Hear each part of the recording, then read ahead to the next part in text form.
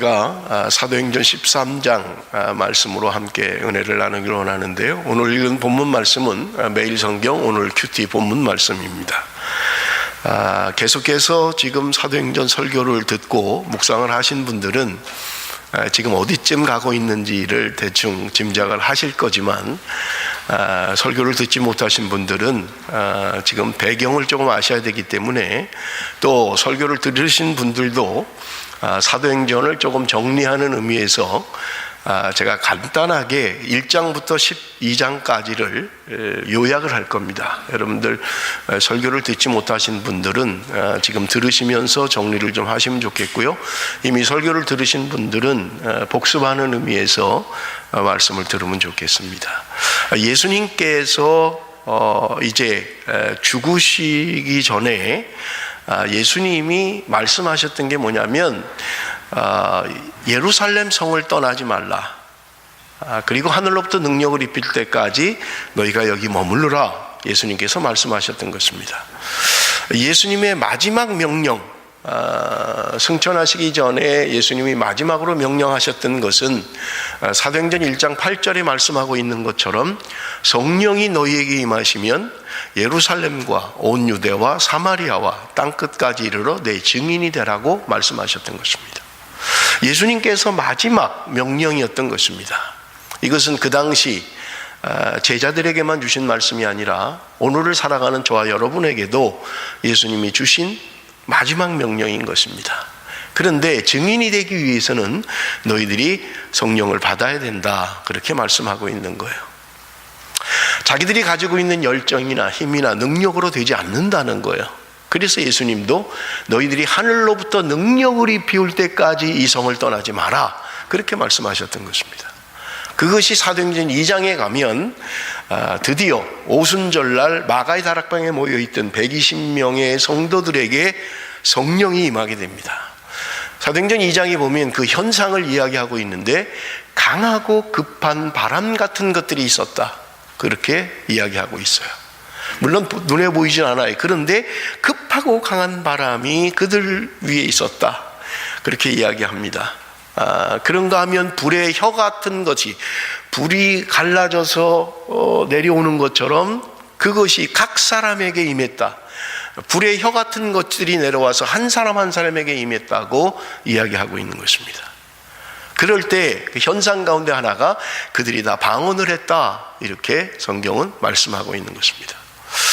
자, 예수님께서 떠나지 마라, 하늘로부터 능력을 입힐 때까지 너희들은 머물러라 그랬고, 사도행전 2장에는 그것이 실제로 예수님이 승천하시고 10일이 되지 못해서 그들 가운데 급하고 강한 바람 같은 성령의 역사가 그들 가운데 있었던 것입니다. 그럴 때 그들은 놀라운 변화가 일어났는데, 그들이 사도의 가르침을 받았고 서로 교제하고 기도하기를 힘썼다고 성경은 우리에게 말씀하고 있는 거예요. 성령 충만 받은 그들, 이제 3장에 가면 베드로와 요한이 기도 시간에 성전으로 기도하러 올라가다가 나면서부터 안전뱅이 된 사람을 발견하게 됩니다. 그때 베드로가 이야기합니다. 은과 금은 내게 없지만 나사렛 예수의 이름으로 명하노니 일어나 걸어라. 한 번도 걸어본 적이 없는 사람이에요. 나면서부터 안전뱅이 된 사람입니다. 그런데 베드로가 외칠 때, 예수 그리스도의 이름으로 일어나라고 할 때 한 번도 걸어보지 못한 안전뱅이는 벌떡 일어나서 뛰며 하나님을 찬미하게 되는 것입니다. 여러분, 이게 사도행전 3장에 기록된 거예요. 성령 충만 받은 그들은 놀라운 능력과 기적을 행하기 시작했던 것입니다. 그런데 4장에 가면 베드로와 요한이 체포되는 장면이 기록되어 있어요. 베드로, 요한, 사도들 120명이 성령 충만 받고 베드로가 한번 설교할 때 3,000명씩 회개하고 돌아왔다고 이야기합니다. 제가 그 설교를 하면서 이야기를 했어요. 베드로는 그렇게 대단한 능력의 사람이 아니에요. 그냥 평범한 사람입니다. 배운 게 없는 사람이에요. 그럼에도 불구하고 그가 성령 충만할 때, 한 번 하나님의 말씀을 전할 때 3,000명이 회개하고 돌아오는 역사가 있었습니다. 한 번도 걸어본 적이 없는 안전뱅이가 일어났습니다. 여러분, 그런 소문이 금방 퍼지지 않겠어요? 예를 들면 우리 교회 예배 시간에 안전뱅이가 일어났다, 장님이 눈을 떴다, 만약에 한다면 이 멜번에 금방 소문나지 않겠어요? 베델교회에 안전뱅이가 일어났대, 눈먼 사람이 눈을 떴대 라고 한다면 여러분 구름대처럼 몰려오지 않겠냐고요. 베델교회 병든 사람들은 다 오려고 하지 않겠어요? 여러분 예루살렘에 소문이 다 퍼졌던 거예요. 3,000명이 회개하고 돌아왔습니다. 안전병이가 일어났습니다. 그런데 4장에는 베드로와 요한이 감옥에 갇혔다고 성경은 이야기하는 거예요. 그런데 여러분 4장에 보면 베드로와 요한이 감옥에 갇혀 있음에도 불구하고 그들은 담대히 하나님의 말씀을 증거했던 것입니다. 자기를 죽일 수 있는 생사여탈권을 가지고 있는 그 지도자들 앞에서 전혀 두려움이 없이 하나님의 말씀을 증거했던 것입니다. 그들이 오히려 의아해할 정도로 저 사람들이 배운 것도 없고 범인인 것을 우리가 다 아는데, 저 갈릴리 바닷가에서 고기 잡던 사람인 것을 누구나 다 알고 있는데 도대체 저 사람들이 어떻게 저렇게 말을 잘할 수 있느냐, 놀랄 정도였던 것입니다. 그들이 성령 충만할 때 하나님의 말씀을 담대히 증거했던 거예요. 거침없이 전했던 거예요. 여러분 4장에는 그들이 감옥에 갇혔지만 사도들이 전한 말씀으로 말미암아 5,000명이 회개하고 돌아왔다고 이야기하고 있는 거예요. 환난의 바람이 불어오고 있는데 사도들이 감옥에 가고 있는데 교회는 더 부흥하고 있는 거예요. 5,000명이나 예수를 믿고 돌아왔다고 이야기하고 있는 것입니다. 여러분 박해가 시작돼요. 감옥에 갇힙니다. 5장에는요 아나니와 삽비라라고 하는 자체 내분이 일어나게 됩니다. 하나님을 속입니다. 성령을 속입니다. 이 부부가 직사해버리고 말았던 거예요. 사람이 죽었어요. 외부적으로는 박해가 있습니다. 감옥에 갇힙니다. 그러면 여러분 부흥이라고 하는 것은 주춤할 수밖에 없는 거예요. 어려움이 오면 주춤할 수밖에 없는 거예요. 그런데 교회는 더 부흥하고 있는 것을 우리는 볼 수 있습니다. 사도행전 5장 12절에서 14절 우리 한번 같이 읽어봅니다. 다 같이 읽겠습니다. 시작. 사도들의 손을 통하여 민간의 표적과 기사가 많이 일어나매 믿는 사람이 다 마음을 같이하여 솔로몬 행각에 모이고 그 나머지는 감히 그들과 상종하는 사람이 없으니 색성이 칭송하더라. 믿고 주께로 나오는 자가 더 많으니 남녀의 큰 무리더라. 지금 내부적으로 사람이 죽었어요. 외부적으로는 박해가 있습니다. 감옥에 갇혔어요. 그런데 교회는 믿는 무리가 더 많아졌다. 성경은 기록하고 있는 것을 우리는 볼 수 있습니다. 여러분 초대교회 내분이라고 하는 것은 6장에도 계속됩니다. 구제 때문에 어려움이 있었어요. 그래서 제자들이 사람들에게 요청합니다. 우리가 기도하고 말씀 전하는 것에 전무하면 좋겠다. 그래서 구제하는 사람들 7 집사를 뽑아서 구제하는 일은 그 사람들에게 맡기면 좋겠다 하는 것이 여러분 6장에 기록된 거예요. 그래서 7명의 집사를 뽑는데 그 이름이 기록되어져 있는데 스데반과 빌립을 비롯한 7명의 집사가 선발이 되는 것을 우리는 볼 수 있어요. 그리고 여러분 7장에 가면 그 집사 가운데 제일 먼저 이름이 나오는 스데반에 대한 이야기가 나와요. 스데반이 순교하게 됩니다. 돌에 맞아 죽어요. 구제를 위해서 뽑아놨는데 그가 복음을 전하다가 그는 순교하고 마는 거예요. 초대교회 최초의 순교자가 스데반이었던 것입니다. 8장에는 빌립에 대한 이야기를 하고 있어. 스데반 다음에 이름 나오는 빌립이라고 하는 사람의 이야기인 것입니다. 우리 한번 성경을 좀 같이 읽어보면 좋겠어요. 8장 1절입니다. 8장 1절 다 같이 읽습니다. 시작. 사울은 그가 죽임당함을 마땅히 여기더라. 그날에 예루살렘에 있는 교회에 큰 박해가 있어 사도 외에는 다 유대와 사마리아와 모든 땅으로 흩어지니라. 스데반이 순교로 말미암아서 예루살렘에는 큰 박해가 일어났던 거예요. 많은 사람들이 체포되고 많은 사람들이 어려움을 겪습니다. 이것 때문에 많은 사람들이 흩어졌다 그렇게 이야기해요. 사도행전의 8장이 중요하다고 여러분에게 말씀을 드렸죠. 왜 이런 일이 일어납니까? 왜 그들은 흩어질 수밖에 없습니까? 교회가 그렇게 예루살렘 교회가 부흥하는데 왜 지금 이렇게 흩어질 수밖에 없습니까? 예수님께서 분명하게 1장에 마지막으로 명령한 것들이 있기 때문에 그래요. 그것은 뭐예요? 너희가 권능을 받으면, 성령이 너희 가운데 임해서 권능을 받으면 예루살렘과 온 유대와 사마리아와 땅끝까지 증인되라는 거예요. 예루살렘은 그들이 살고 있는 지역을 의미합니다. 온 유대라고 하는 것은 예루살렘이 속해 있는 나라를 이야기합니다. 그 다음에 사마리아는요 북이스라엘이잖아요. 다른 건너 나라예요. 우리로 치면 북한을 말하는 거예요. 그리고 나면 온 세계로 땅끝까지 너희들이 증인되라고 말씀하셨던 거예요. 그런데 예루살렘 교회는 지금 부흥하고 있어요. 많은 사람들이 모입니다. 베드로가 설교할 때 3,000명이, 사도들이 전할 때 5,000명이, 그런 밖에 속에서도 많은 무리가 주님을 믿었던 거예요. 그런데 복음은 전해지지 않는 거예요. 그러니까 비로소 환란의 바람이 일어서 흩어져 버리는 거예요. 그런데 흩어진 그들이 가서 뭘 했냐? 복음을 전했다는 거예요. 여러분, 우리 한번 봅니다. 8장 4절에서 6절 우리 한번 봅니다. 8장 4절에서 6절 다 같이 시작.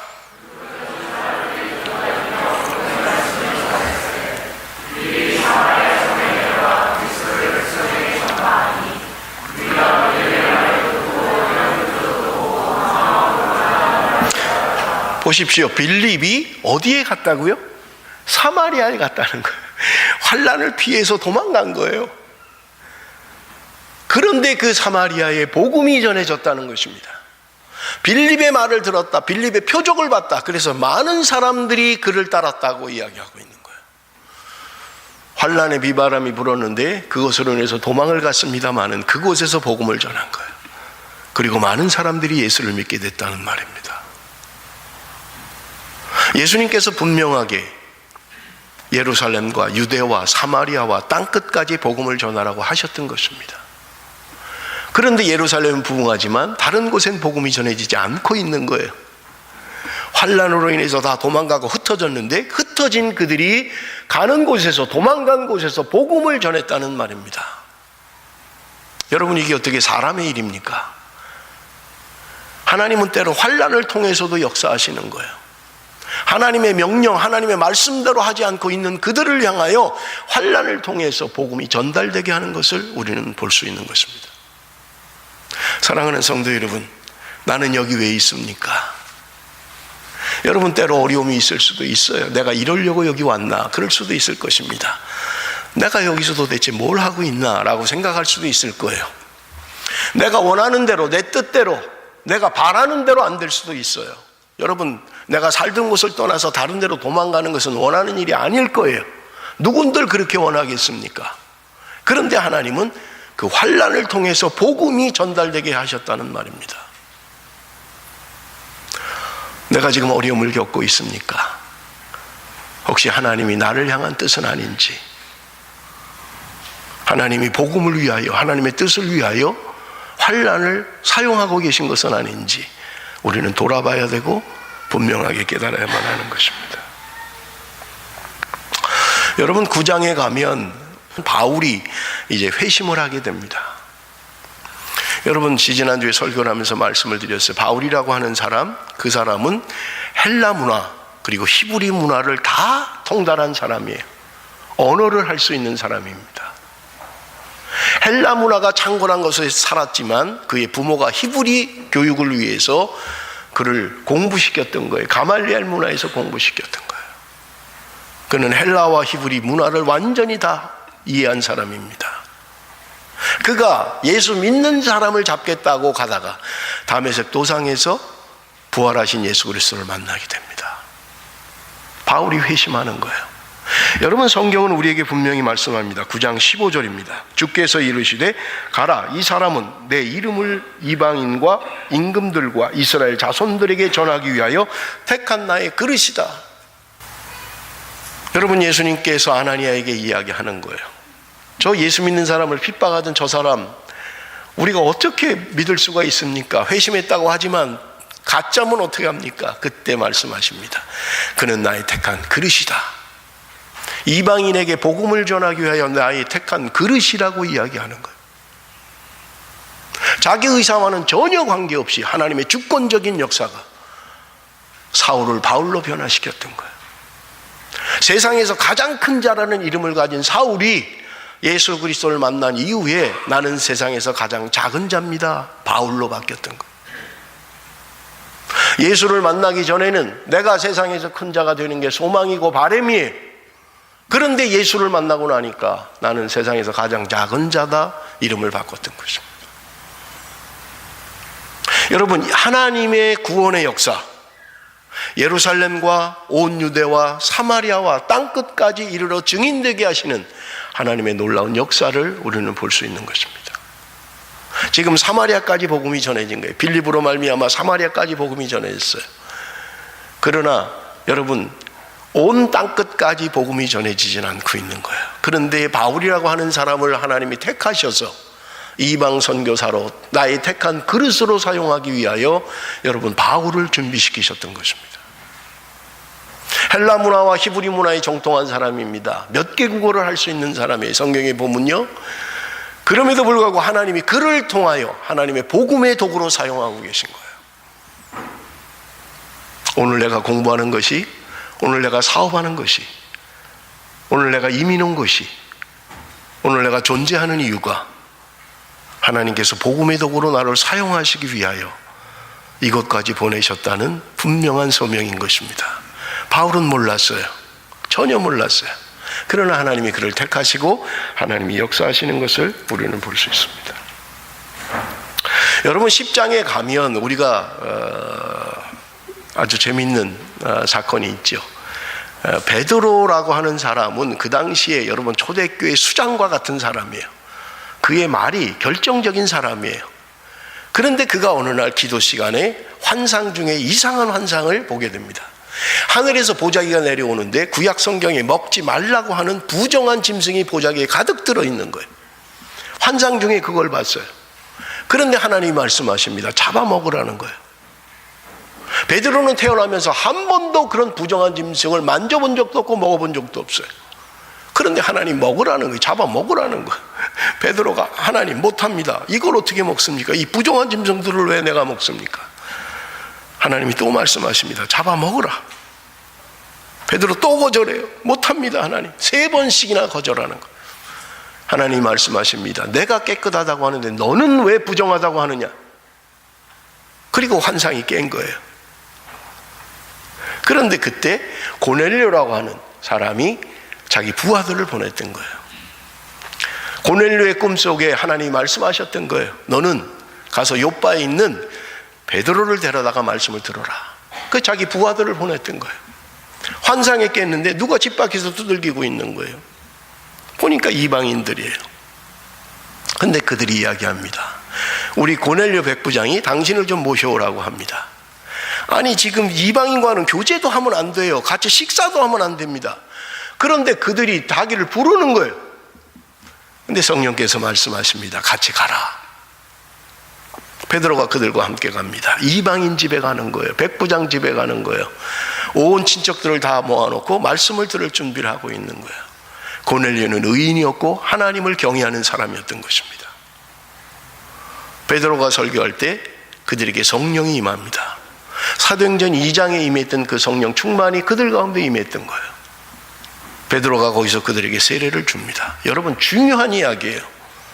지금 복음이 땅끝까지 전해지는 데 있어서 여러분 가장 걸림돌이 되는 것은 유대교에서 개종한 사람들이에요. 지금 유대 예루살렘 교회의 지도자들입니다. 그들은 할례를 받아야 된다고 생각하는 사람이에요. 율법을 지켜야 된다고 생각하는 사람들이에요. 그런데 지금 베드로가 율법을 어긴 거예요. 이방인과 교제하면 안 되는데 가서 교제했다는 거예요. 그래서 베드로가 예루살렘을 돌아왔을 때 사람들이 그들을 책망하게 됩니다. 그게 11장의 사건이에요. 그래서 베드로는 설명하는 거예요. 내가 그냥 그런 게 아니라 성령께서 이렇게 하셨고 초대교회에 임했던 그 오순절 성령 강림이 동일하게 임했다. 구원을 얻는 생명의 역사가 이방인에게도 있었다는 거예요.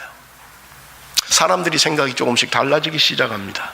여러분, 11장에는요 베드로가 고넬료 사건을 설명하는 것도 있지만 중요한 안디옥 교회가 새로 생성되는 것을 우리는 볼 수 있습니다. 안디옥 교회가 새로 생성되는 거예요. 여러분, 우리 한번 성경을 조금 보겠습니다. 11장 19절에서 21절 우리 한번 같이 읽겠습니다. 11장 19절에서 21절 다 같이 시작.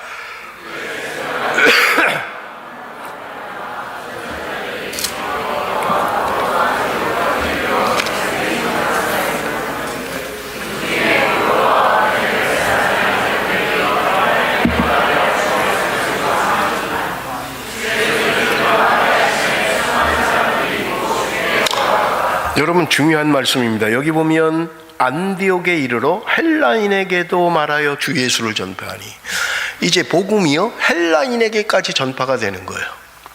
그게 안디옥 교회에 있는 헬라인들에게 전했다는 거예요. 그런데 주의 손이 그들과 함께 하심에 수많은 사람들이 믿고 죽게 돌아오더라. 이게 11장의 사건인 것입니다. 복음이 이제 헬라인에게도 전파되는 것을 우리가 볼 수 있는 것입니다. 그리고 12장에 가면 여러분 야고보가 순교하는 장면이 나옵니다. 예수님의 제자 가운데 야고보가 순교하게 됩니다. 그리고 베드로는 감옥에 갇혀요. 그런데 12장에 보면 아주 초자연적인 사건이 하나 생기는데 감옥에 갇혀있는 베드로를 천사가 와서 깨우는 거예요. 묶여있는 착고들이 쇠사슬들이 다 풀어져 버리는 거예요. 그리고 지금 파수꾼들이 지키고 있는데 첫째 파수를 지나고 둘째 파수를 지나고 그냥 통과하는 거예요. 파수꾼들이 지키고 있는데 그걸 그냥 지나가도 못 보는 거예요. 그렇게 해서 베드로가 감옥에서 탈출하는 사건이 12장에 기록되어 있는 것입니다. 여러분 13장은 사도행전에서 아주 분수령과 같은 장입니다. 이제 복음이 땅끝까지 전해지기 시작하는 시작이 13장이에요. 여러분 13장에 보면 우리가 안디옥 교회가 바나바와 바울을 선교사로 파송하는 것을 우리가 볼 수 있습니다. 안디옥 교회가 어떻게 이런 일을 할 수 있었는가? 안디옥 교회는 도대체 어떤 교회인가? 라고 하는 것을 11장 25절 26절을 우리 한번 좀 보겠습니다. 바나바가 사울을 찾으러 다소에 가서 만남에 안디옥에 데리고 와서 둘이 교회에 1년간 모여 있어 큰 무리를 가르쳤고 제자들이 안디옥에서 비로소 그리스도인이라 일컬음을 받게 되었더라. 바나바가 바울을 다소에 있는 바울을 데려다가 안디옥 교회에서 1년 동안 공동 목회를 했다는 거예요. 1년 동안 목회하는 동안 많은 사람들이 모여들었던 거예요. 이게 안디옥 교회의 시작인 것입니다. 여러분 안디옥 교회는 예루살렘 교회가 아니에요. 이방 교회입니다. 헬라인으로 구성된 교회예요. 그런데 그들이 예수를 믿고 지금 안디옥 교회가 바울과 바나바의 1년 동안의 가르침을 통해서 교회가 엄청나게 성장했던 것을 우리는 볼 수 있는 것입니다. 흩어져 있는 사람들이 안디옥에까지 복음을 전했고 바울과 바나가 합세함으로 말미암아 안디옥 교회는 크게 부흥했던 것을 우리는 볼 수 있는 것입니다. 안디옥 교회는 생긴 지 얼마 안 된 교회이지만 13장에 보면 바울과 바나바를 파송하는 것을 우리가 볼 수 있어요. 우리 조금만 좀 읽어보겠습니다. 13장 1절에서 3절까지의 말씀입니다. 안디옥 교회에 선지자들과 교사들이 있으니 곧 바나바와 니게르라 하는 시몬과 구레네 사람 루기오와 분봉왕 헤롯의 젖동생 마나인과 및 사울이라. 주를 섬겨 금식할 때 성령이 이르시되 내가 불러 시키는 일을 위하여 바나바와 사울을 따로 세우라 하시니 이에 금식하며 기도하고 두 사람에게 안수하여 보내니라. 여러분 안디옥 교회가 그들이 금식하며 기도할 때 성령께서 말씀하십니다. 그런데 뭐예요? 바울과 바나바를 따로 세우라는 거예요. 따로 파송하라는 거예요.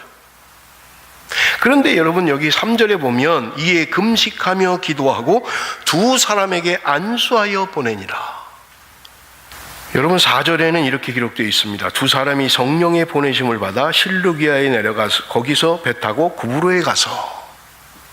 여러분 13장을 보면 그들의 선교의 주체가 누구인지 우리는 분명하게 볼 수 있습니다. 사람의 계획이나 사람의 열정이나 사람의 뜻으로 된 게 아니에요. 그들이 금식하고 기도할 때 성령께서 말씀하셨던 거예요. 바울과 바나바를 따로 세워라. 선교사로 파송하라. 여러분 안디옥 교회는 바울과 바나바가 세운 교회와 다름이 없습니다. 이제 바울과 바나바의 1년 동안 가르치고 그들을 목회함으로 말미암아 큰 교회로 성장한 거예요. 그러니 그들로서는 바울과 바나바를 보내는 게 얼마나 쉽지 않았겠어요. 목사님 우리가 좀 은혜 받아야지요. 왜 지금 딴 데를 가려고 합니까? 도대체 이제 1년 되고 이제 우리 은혜 받고 이제 좀 성장해서 뭔가 좀 할 수 있는데 왜 지금 떠나야만 합니까? 하나님이 말씀하시는 거예요. 성령께서 말씀하시는 거예요. 그런데 여러분 성경을 보세요. 그들이 즉시로 순종합니다. 이에 금식하며 기도하고 두 사람에게 안수하여 보내니라. 쉽지 않잖아요. 이 교회가 무슨 오래된 교회도 아니고 바울과 바나바가 뭐 10년 20년 목회한 교회도 아니고 이제 1년 됐는데 이제 안정적으로 뭔가 좀 될 것 같은데 날마다 모여서 바울과 바나바의 가르침을 받고 은혜 받고 설교 듣고 너무 좋은데 하나님이 그들을 보내라는 거예요. 여러분, 교회가 순종할 수 있겠습니까? 순종하는 게 쉽겠습니까? 그런데 그들은 금식하고 기도하다가 성령의 음성을 들은 거예요. 그들이 기도하고 금식하면서 이 일을 순종하고 있는 것을 우리는 볼 수 있습니다. 사람의 뜻에 된 게 아니에요. 사람의 열정으로 된 게 아닙니다. 누군가의 어떤 힘으로 된 게 아니에요. 성령께서 주도하셨고 성령으로부터 나왔고 성령이 그들을 보내셨고 교회는 즉시로 순종했고 성령에 예민한 교회였던 거예요. 놀라운 것은 4절을 읽었습니다마는 두 사람이 바울과 바나바가 성령의 보내심을 받아, 가는 사람도 성령의 보내심을 받았던 거예요. 성령이 함께 하심을 느꼈던 거예요.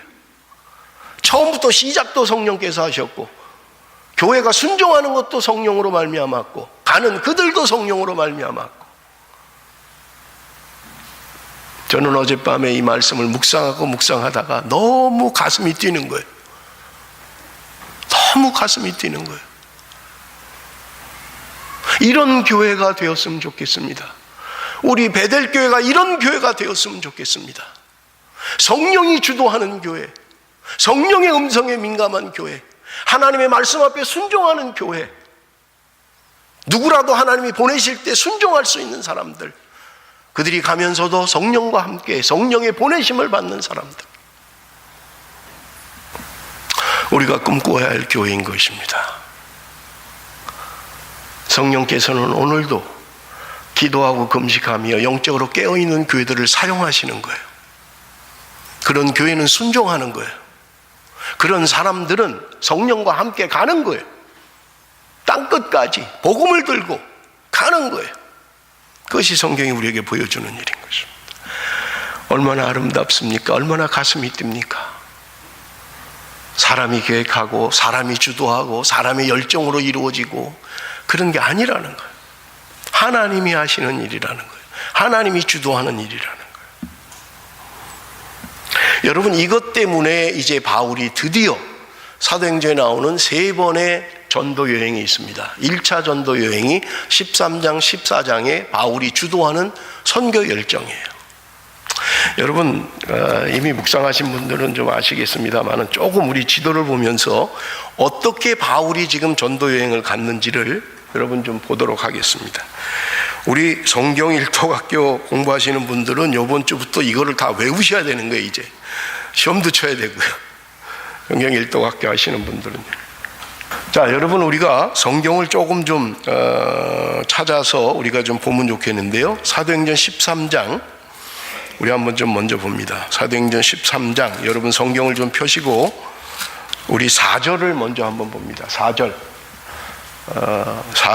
5절, 6절인데요. 두 사람이 성령의 보내심을 받아 실루기아에 내려가 거기서 배 타고 구브로에 가서 5절 살라미에 이르러 하나님의 말씀을 유대인의 여러 회당에서 전할세 요한을 수행원으로 두었더라. 6절 온 섬 가운데 지나서 바보에 이르러 바예수라 하는 유대인 거짓 선지자인 마술사를 만나니. 자, 여러분, 우리 한번 좀 지도를 다시 좀 올려주세요. 지금 안디옥에서 바나바와 바울을 파송합니다. 그들이 실루기아로 가서 여기 구브로 섬이라고 하는 요 살라미에 이르고요. 그 다음에 바보에 이릅니다. 여기가 지금 우리가 읽은 거예요. 그 다음에 우리 좀 성경을 봅니다. 여러분, 13절, 사도행전 13장 13절 바울과 및 동행하는 사람들이 바보에서 배 타고 밤빌리아에 있는 버가에 이르니 요한은 그들에게서 떠나 예루살렘으로 돌아가고 그들은 버가에서 더 나아가 비시디아 안디옥에 이르러 안식일에 회당에 들어가 앉으니라. 지도를 다시 올려주세요. 자, 지금 바보에서 버가로 가고 그 다음에 비시디아 안독으로 왔다라고 하는 게 지금 여기까지 사도행전 지금 14장까지의 말씀이에요. 13장 14절까지. 그런데 지금 이 버가라고 하는 곳에서 한 사건이 있었는데 요한, 마가 요한이라, 여러분 영어 성경을 가진 분들은 존 막 이렇게 돼 있을 거예요. 요한 마가라고 하는 사람이 예루살렘으로 돌아갔다는 거예요. 제가 지난번 우리 전체 교인 카톡방에다 올렸죠. 마가 요한이 왜 이 1차 전도 여행에서 탈락했는지 이유는 나와 있지 않아요. 무슨 이유인지는 모르지만 버가에서 예루살렘으로 돌아갔다는 거예요. 그런데 여러분 16장에 가면 이 일 때문에 바울과 바나바가 그렇게 선교 동역을 했던 바나바와 바울이 다투게 돼요. 성경에는 심히 다퉜다 그렇게 되어 있어요. 그런데 다툰 이유가 뭐냐면 이 마가 요한 때문에 그러는 거예요. 마가 요한을 2차 전도여행 때 데려갑시다. 바나바는 그렇게 이야기를 했는데 바울은 안 된다고 했던 거예요.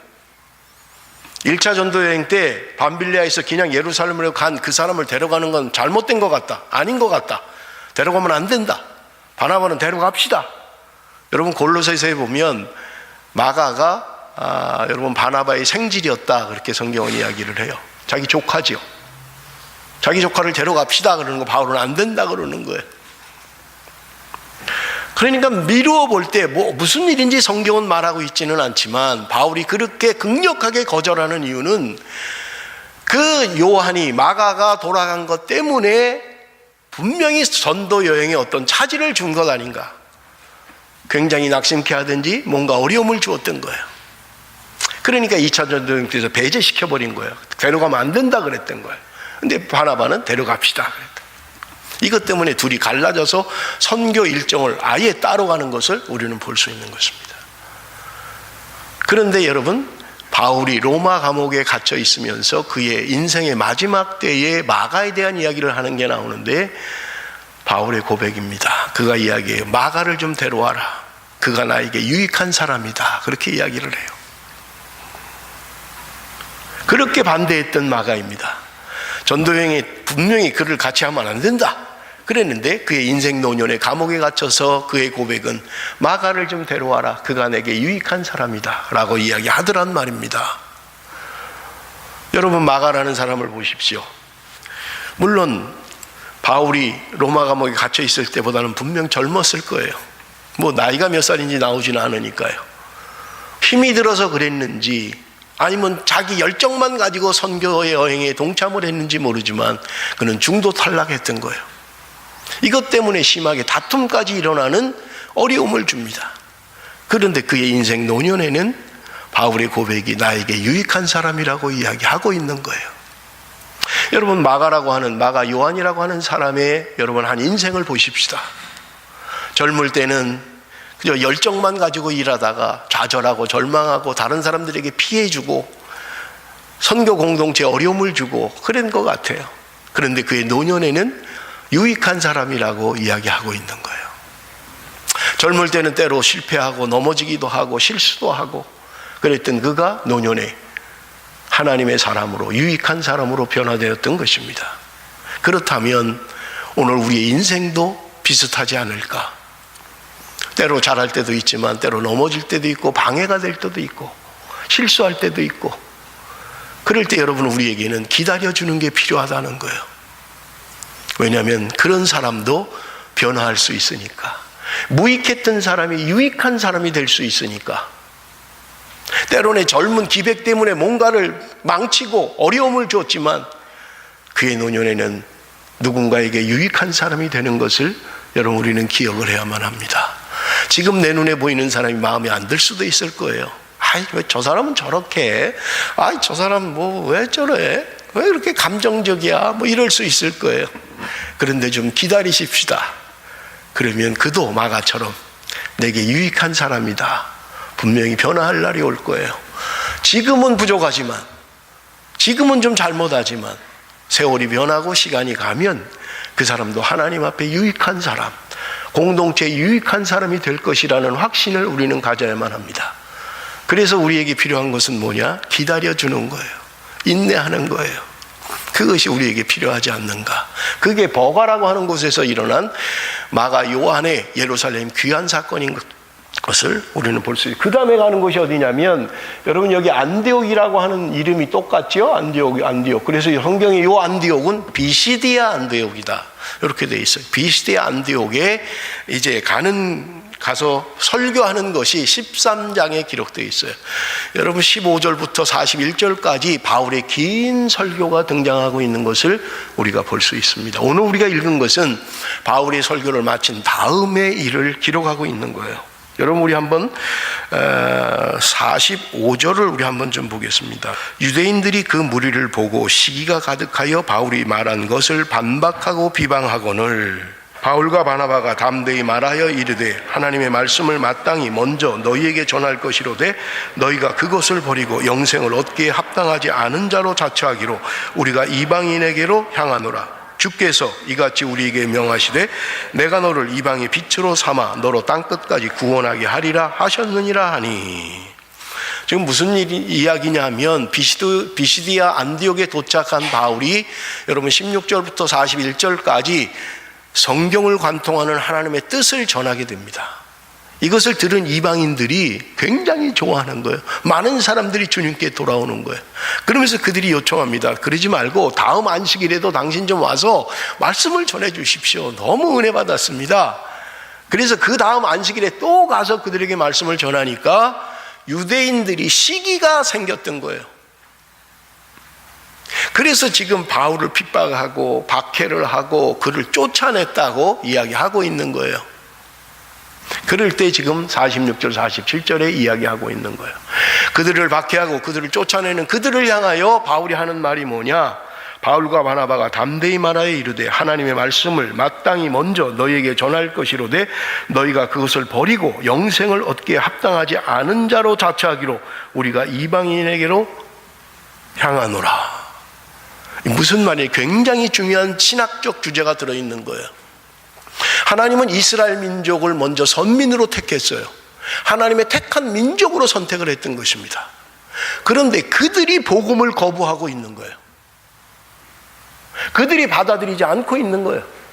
그러니까 지금 바울이 하는 말이 너희들은 하나님이 먼저 선택했고 너희들에게 복음이 전해졌지만 너희들이 안 받아들였다는 거예요.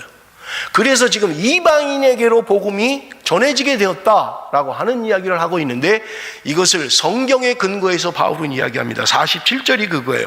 주께서 이같이 우리에게 명하시되 내가 너를 이방의 빛으로 삼아 너로 땅끝까지 구원하게 하리라 하셨느니라 라는 말은 이사야에 기록되어져 있는 말씀이에요.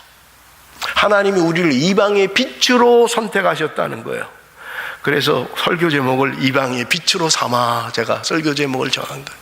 이방의 빛으로 삼으셨다는 거예요. 너희들이 거절한 복음, 하나님은 너희들을 먼저 선택했고 너희들이 복음의 증인들이 될 줄 알았는데 너희들이 그것을 거절했다는 거예요. 그래서 복음의 역사는 이방인에게로 갔다는 거예요.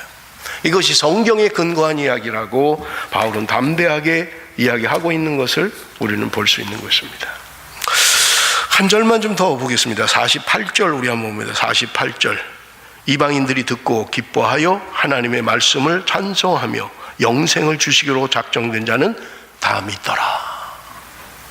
영생을 주시기로 작정된 자들은 다 믿었다는 거예요.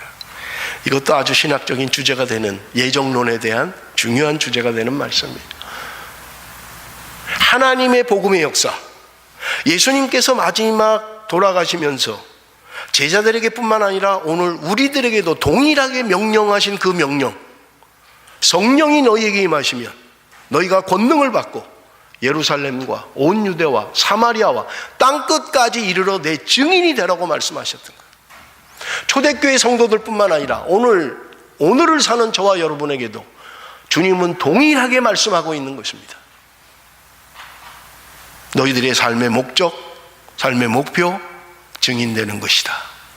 예수 그리스도의 증인으로 사는 것이다. 주님이 우리를 위하여 어떻게 돌아가셨고 내가 어떻게 예수를 믿었고 내 삶이 어떻게 변했는지를 너는 증인으로 살아야 된다. 그런데 그 일이 인간적인 생각이나 열정이나 어떤 인간의 힘으로 되는 게 아니라는 거예요. 성령이 너희에게 임하시면 너희가 권능을 받고 이 일을 해야 된다는 거예요. 성령 공동체, 사도행전은 그래서 성령 받은 자들의 성령 공동체였던 것입니다. 복음을 위하여, 하나님의 말씀을 위하여 기적과 이적이 나타나요. 안진뱅이가 일어납니다. 죽은 자가 살아납니다. 장모의 열병이 떨어집니다. 귀신들이 도망가요. 하나님의 말씀을 증거하는 데 있어서 표적과 기적과 이적이 나타났다고 성경은 우리에게 말씀하고 있는 것입니다. 여러분, 이것을 로마서 11장 25절은 이야기합니다. 중요한 말씀입니다. 우리 한번 같이 읽습니다.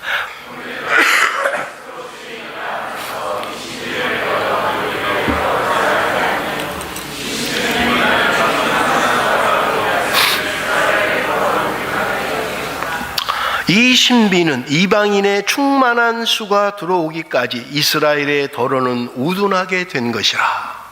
무슨 말이에요? 설명을 하면 이렇습니다.